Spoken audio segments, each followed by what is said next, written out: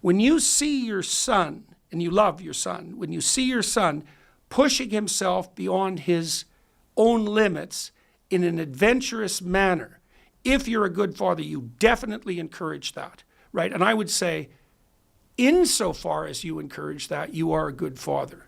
And that would mean that you're the embodiment of that spirit that calls to adventure. He's embodying the call to adventure, and that's what makes him the father whose reproductive enterprise is successful across the broadest possible span of time. I think I just can't see how that can be wrong. And that's a characterization of the divine. And there's other, it complexifies, because what the stories are trying to do is to give you an image of what that integrating personality might be like. And it's sophisticated, so a single characterization is insufficient. So in the story of Noah, this personality is characterized quite differently. So Noah is presented as a man who's wise in his generations, which means that for his time and place, he's moral and reputable. So he's the sort of guy that people would go to for advice because he's lived a life that's emblematic of his wisdom, let's say. Okay, now a voice comes to him and says, batten down the hatches there, mate, trouble's coming.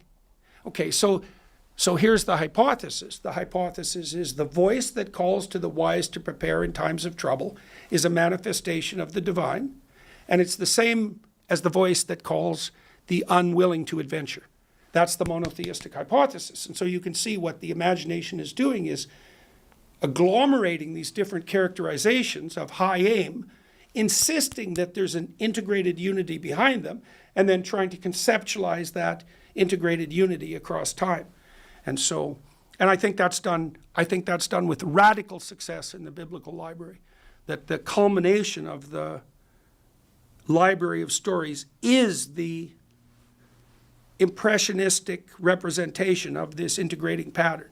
And I think that's what people call on when they're engaging in a religious enterprise that is radically successful, like that happened in the case of your friend, right? So he got a new personality, and that new personality had different incentive structure. And so that just superseded the addiction.